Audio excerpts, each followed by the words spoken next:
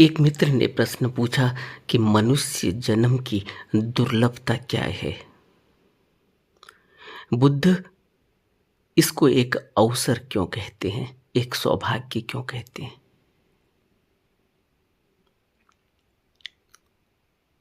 जैन गुरु रयोकन हुए। जैन गुरु रयोकन ने चेतावनी देते हुए कहा अपने अनुयायियों को कि तीनों लोक अस्थाई निवास स्थान हैं और मनुष्य जीवन प्रभात की ओस के समान क्षणिक है। एक अच्छा अवसर आसानी से हाथ से निकल जाता है और सच्चा उपदेश प्राप्त होना बहुत दुर्लभ है। तुम अगर चूक गए तो तुम्हें नए सिरे से शुरुआत करनी होगी और इस बात की प्रतीक्षा नहीं करनी चाहिए कि मैं तुमसे फिर कहूंगा और तुम्हारी सहायता करूंगा। अभी मैं गंभीरता से तुम्हें निवेदन कर रहा हूं, परंतु ऐसा आग्रह करना मुझे अच्छा भी नहीं लगता। मैं चाहता हूं कि आज से ही तुम ध्यानपूर्वक सोच विचार करो और अपने तौर तरीके बदलो। हे बुद्ध के उत्तराधिकारियों, खूब परिश्रम करो ताकि तुम्हें कोई पछतावा न रहे। जैन गुरु रयोकन 1758 1831 तक एक ज़ेन परंपरा को आगे बढ़ाते रहे और उन्होंने स्पष्ट किया कि तीनों लोक अस्थाई हैं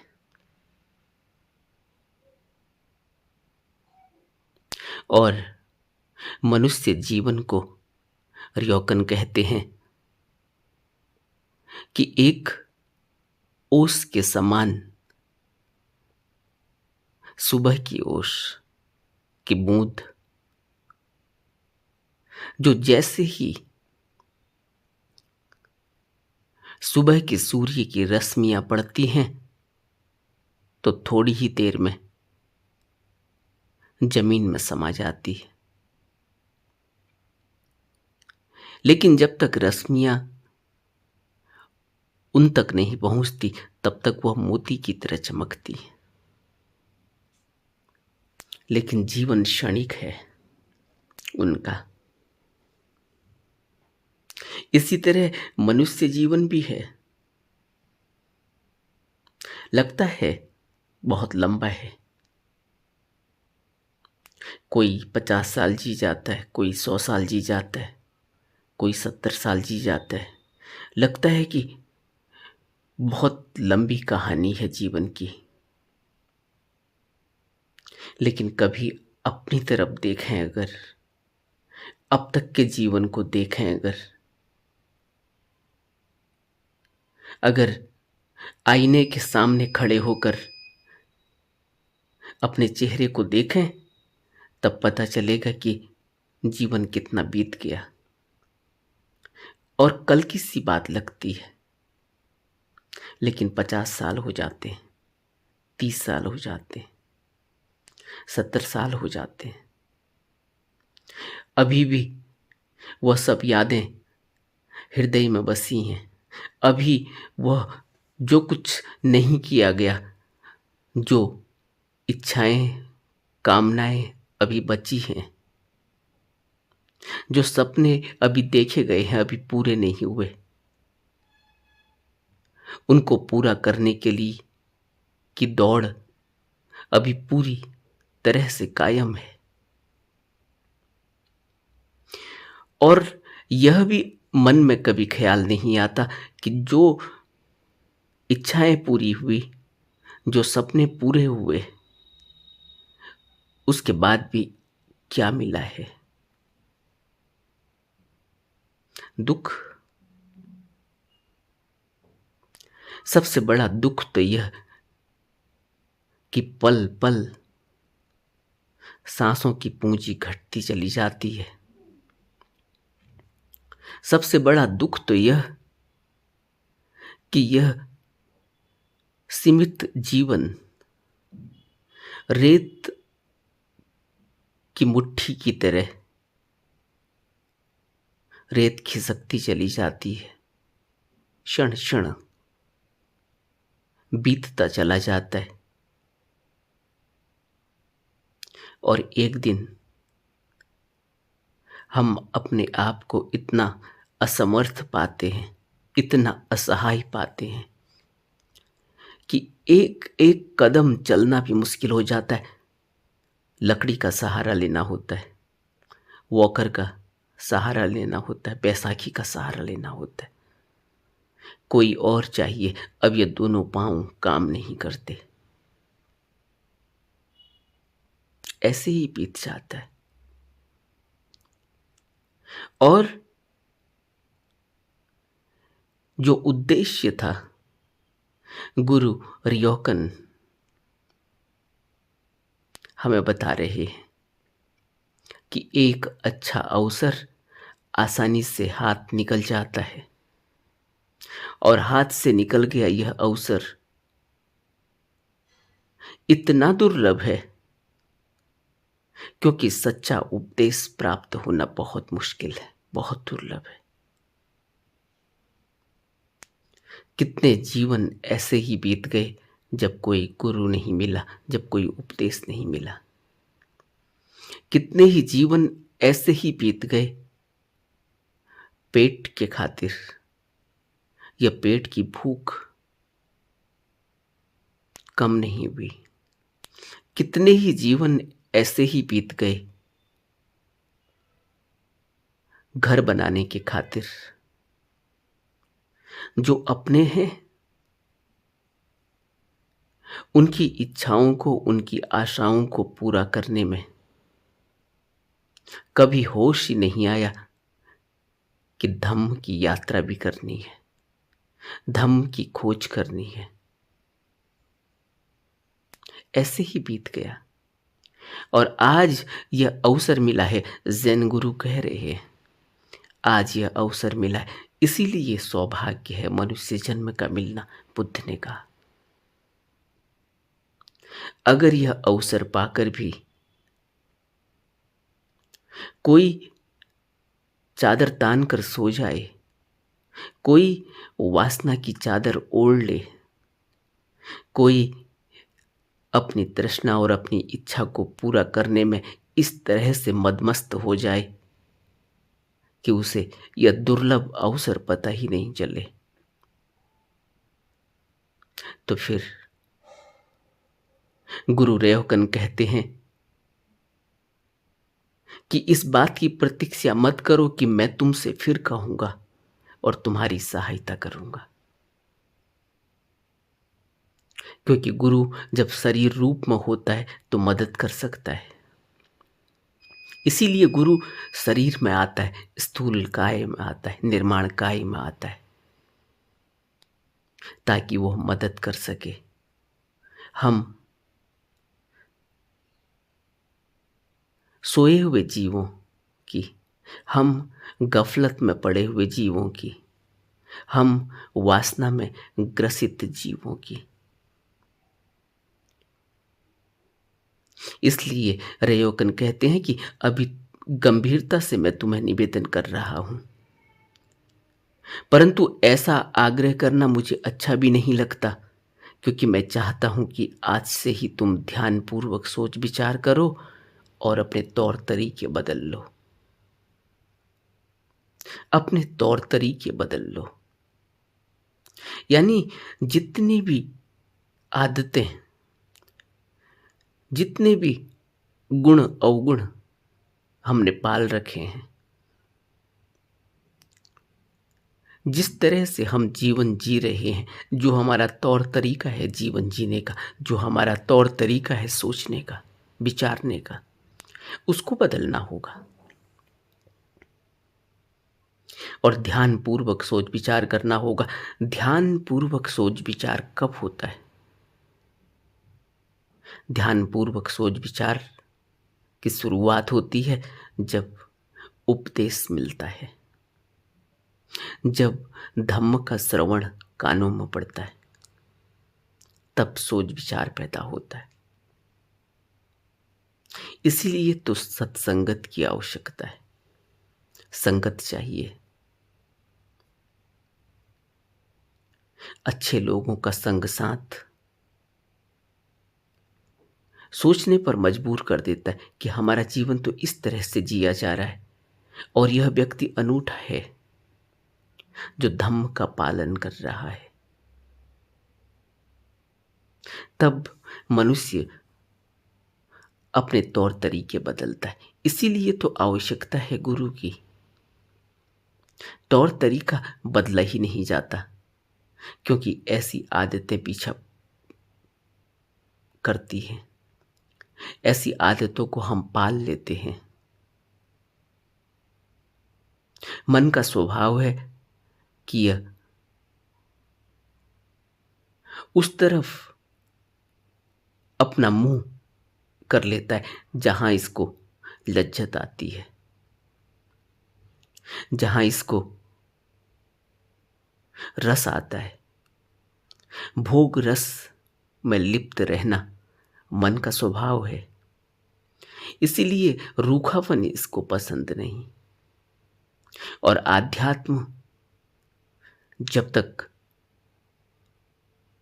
रस न देने लगे तब तक बड़ा ही रूखा लगता है। इसीलिए तो बुद्ध के उपदेशों को सुनने के लिए कौन जाता है?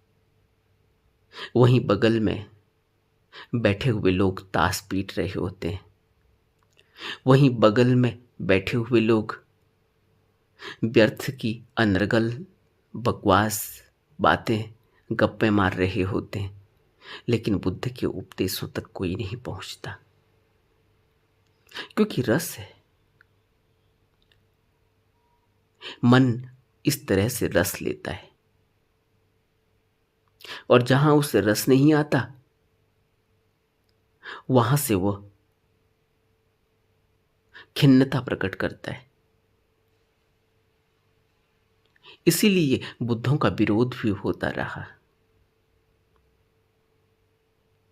लेकिन जिसको बुद्ध के उपदेशों में सोच विचार जग गया, वह फिर इस दुर्लभ अवसर को समझता है। तब उसे ज्ञान होता है कि यह अवसर कितना दुर्लभ है, क्योंकि बुद्ध फिर मिले मिले ना मिले ना मिले।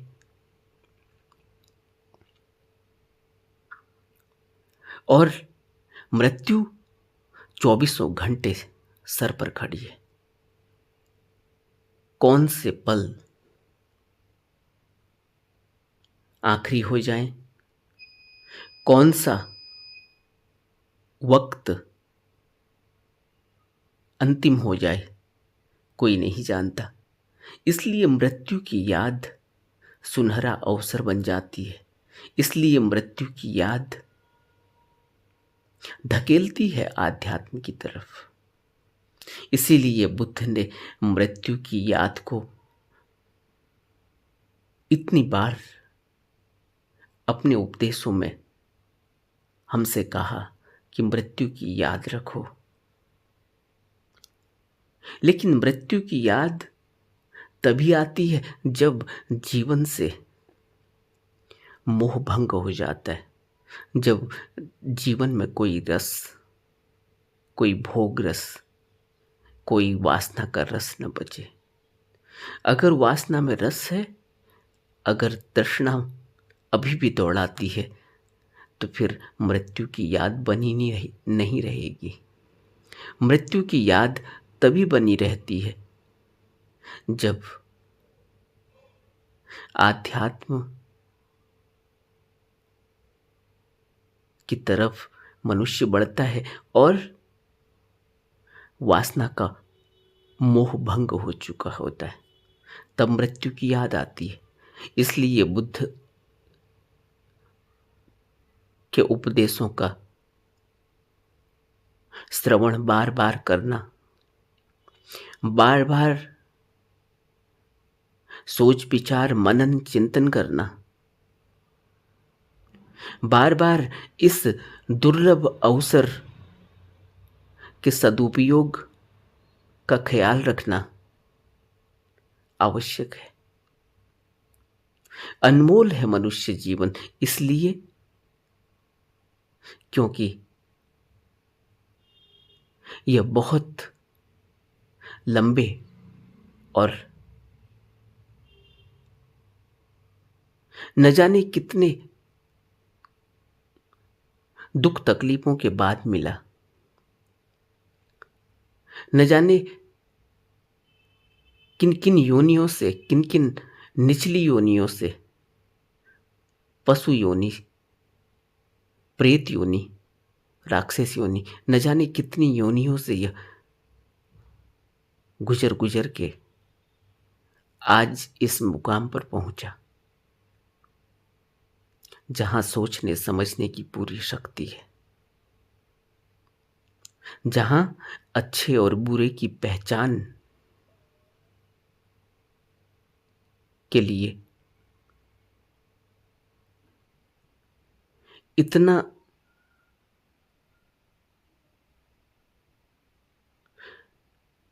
मनुष्य का यह जामा है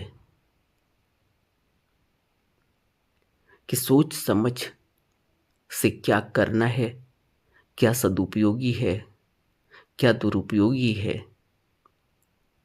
क्या अच्छा है, क्या बुरा है,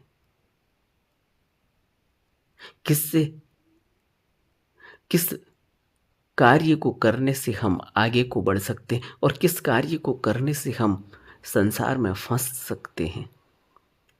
यह सब हमें मनुष्य जन्म में मिला ही हुआ है, लेकिन हम इस अवसर का लाभ उठा पाएंगे या नहीं उठा पाएंगे, यह एक बहुत बड़ा प्रश्न है। इसलिए ज़ेन गुरु कहते हैं कि मैं तुमसे गंभीरता से निवेदन कर रहा हूं। एक गुरु समझ सकता है कि यह दुर्लभ अवसर कहीं व्यर्थ में न चला जाए इनका। इसलिए गुरु के अंदर करुणा है, दया है,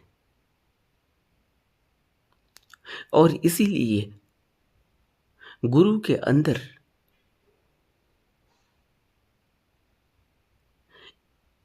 इतनी कठोरता मालूम पड़ती है और इसीलिए गुरु इतना गंभीर है। गंभीर इसीलिए क्योंकि वक्त पल पल बीता चला जाता है, शरीर की शक्ति क्षीण होती जाती है, इसका अपना एक समय है। और जो काम जवानी में हो जाता है वो फिर बुढ़ापे में नहीं हो पाता। यह बात ऐसे ही नहीं कही जा रही है। जो जवान हैं उनके अंदर इच्छा शक्ति है, उनके अंदर शारीरिक शक्ति है, उनके अंदर मानसिक शक्ति है, और जब मनुष्य बुढ़ापे में पहुंचता है उसकी शारीरिक शक्ति कम हो जाती है, दुर्बल हो जाता है, मानसिक शक्ति भी कम हो जाती है। वो फिर आसानी से कदम नहीं उठाता, इच्छा शक्ति कम हो जाती है। इसलिए जब से यह अवसर मिले, जब से यह आभास हो जाए, जब से यह सोच विचार दृढ़ हो जाए, फिर जल्दी से जल्दी करनी चाहिए, फिर वक्त बर्बाद नहीं करना चाहिए। पाबोंग का रिनपोचे कहते थे कि मनुष्य जन्म का यह दुर्लभ अवसर चिंतामणि से भी अधिक मूल्यवान है। ऐसा अवसर तुम्हें केवल एक बार मिलता है। यह बड़ी मुश्किल से प्राप्त होता है और बड़ी आसानी से नष्ट हो जाता है। और आकाश में चमकने वाली बिजली की कौंध के समान है यह जीवन। पाबोंग का रिनपोचे का यह वक्तव्य बहुत मूल्यवान है कि बड़ी मुश्किल से प्राप्त होता है और बड़ी आसानी से नष्ट हो जाता है। बुद्ध बार बार कहते थे कि निचली योनियों में न जाना पड़े, पशु योनि में न जाना पड़े। इसलिए इस बात का ख्याल रखना चाहिए कि अकुशल कर्म न हो, क्योंकि अकुशल कर्म नीचे गिराते हैं और कुशल कर्म उन्नत अवस्था में ले जाते हैं। और पाबोंग का रिनपोचे कहते हैं, आकाश में चमकने वाली बिजली की कौंध के समान है यह अवसर। ऐसे ही जैसे बिजली चमकी और फिर गायब हो गई, ऐसे ही यह मनुष्य जन्म मिलता है और बिजली चमकने और चमकने के बाद फिर अंधेरा आने जैसा। इतने से वक्त में पूरा मनुष्य जन्म बीत जाता है। 80 साल 100 साल ऐसे ही बीत जाते हैं अगर पूरा जन्म हुआ, अगर पूरी आयु हुई। अगर पूरी आयु नहीं हुई तो 30 साल 50 साल 20 साल में जीवन ऐसे ही चला जाता है। इसलिए कहते हैं कि चमकने वाली बिजली की कौंध के समान है यह, आकाश में जैसे बिजली चमकती है। बहुत महत्वपूर्ण वचन है। अगर हम इसको गंभीरता से सोचें और हम इस जीवन को इतनी आसानी से, इतनी फुर्सत से ऐसे भोग विलासों में खो रहे हैं, इस जीवन को ऐसे ही धुएं में उड़ा दे रहे हैं, शराब में उड़ा दे रहे हैं, नशे में उड़ा दे रहे हैं। वासना और तृष्णा जो अनंत जन्मों तक पीछा करती है,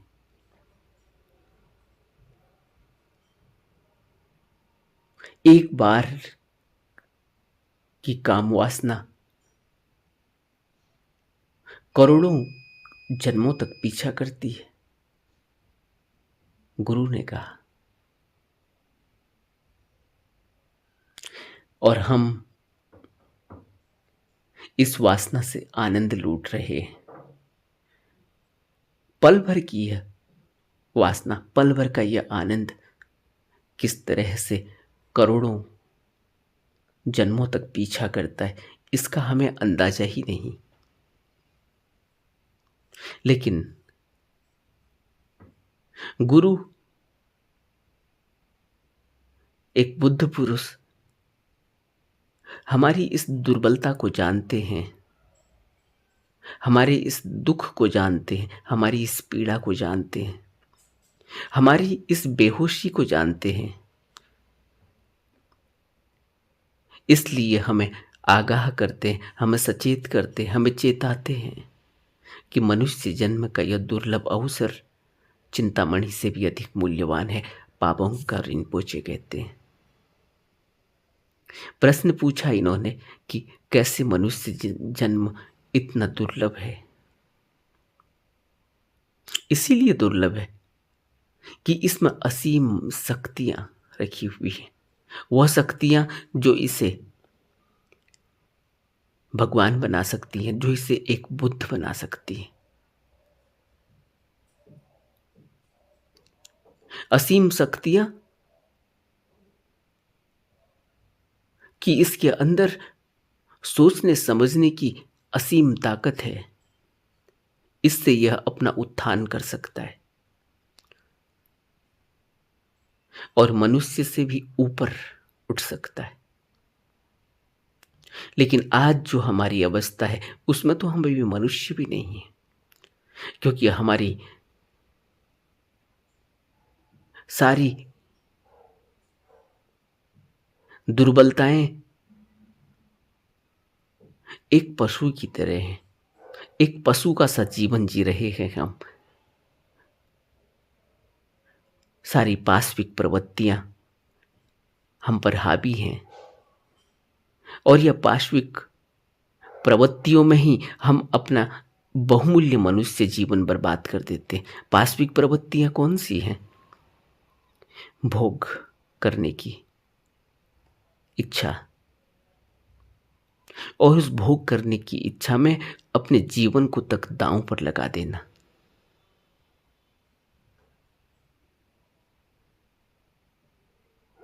और वासना में इस तरह से डूबे हुए कि मनुष्य जन्म की जो उपलब्धियां हो सकती हैं, मनुष्य जन्म कितना असीम हो सकता है, इसके अंदर वह अपार संभावनाएं और क्षमता हैं। क्योंकि बुद्धों ने अपने उदाहरण से हमें यह समझाया, हमें यह दिखाया, करके दिखाया कि मनुष्य जन्म कितना असीम है, इसमें क्या प्राप्ति हो सकती है।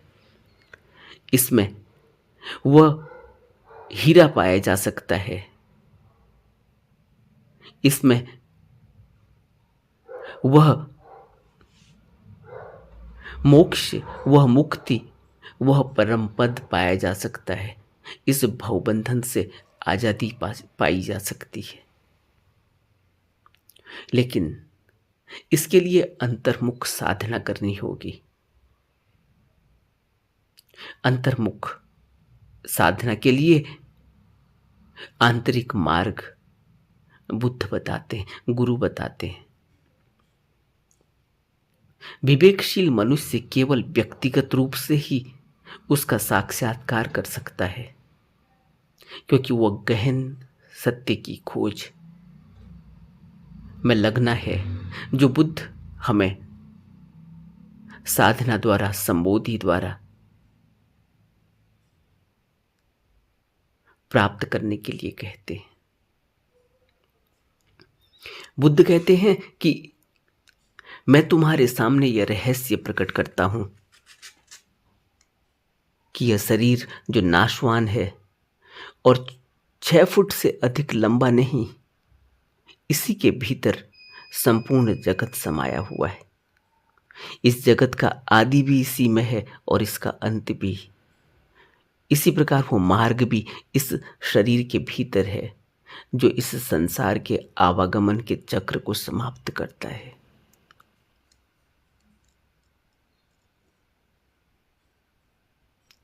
चित्त, मन और विज्ञान से परे जाने पर ही ज्ञान प्राप्त होता है। इसलिए अंतर्मुखी होना चाहिए और दृश्यमान जगत के पदार्थों के बाहरी नाम और रूप से मोह नहीं रखना चाहिए।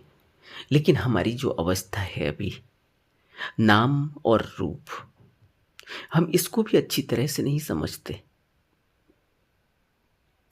और इस नाम और रूप में ही हमारा पूरा जीवन घूमता रहता है। और यह दुर्लभ अवसर ऐसे ही नाम और रूप के जंजाल में फंस जाता है, व्यर्थ बर्बाद हो जाता है। दुर्लभ अवसर, और दुर्लभ अवसर में किसी सम्यक संबुद्ध का मिल जाना, जो मार्गदर्शन दे, जो अंतर्मुख साधना का मार्ग बता दे, तब जीवन में वह शिरोमणि अवस्था प्राप्त होती है, जहां जन्म और मृत्यु का कोई भेद नहीं रहता। हमें इन बुद्ध वचनों को अपने जीवन में उतारने के लिए प्रयासरत रहना चाहिए। अपने क्रियाकलापों को देखें, अपने तौर तरीकों को देखें। जैसे ज़ेन गुरु रियोकन हमसे कहते हैं कि अपने तौर तरीकों को बदलो, ध्यानपूर्वक सोच विचार करो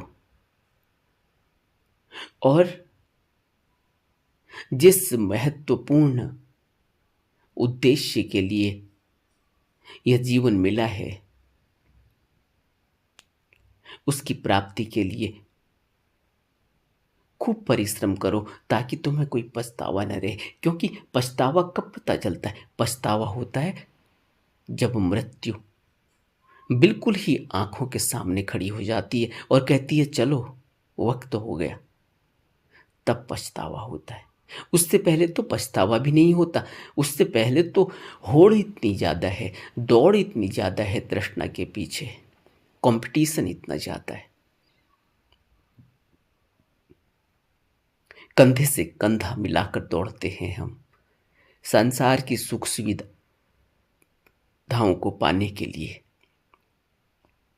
और ज़ेन गुरु रेयोकन हमसे कहते हैं कि बुद्ध के उत्तराधिकारी हो तुम, बुद्ध के उत्तराधिकारी हो, खूब परिश्रम करो ताकि तुम्हें कोई पछतावा न रहे। पछतावा तब होता है जब मौत सामने खड़ी हो जाती है और कहती है चल, तब पता लगता है कि जीवन तो व्यर्थ में चला गया। उससे पहले जीवन भर हम यही कहते हैं कि हमने कुछ कमाया, हमने कुछ पाया, हमने कुछ जोड़ा, यह भी मेरा है, यह भी मेरा है, मेरा यह, मेरा वह। और जब मौत बिल्कुल सामने आती है और कान पकड़ के कहती है चल, तब इसके आंखों में आंसू होते हैं, क्योंकि जीवन व्यर्थ में बर्बाद हो चुका होता है। और व्यर्थ में बर्बाद ही नहीं हो जाता, मुंह पर इतनी काली पोत चुके होते हैं हम, अपने ही हाथों से अपने मुंह को काला कर चुके होते हैं। काला कैसे?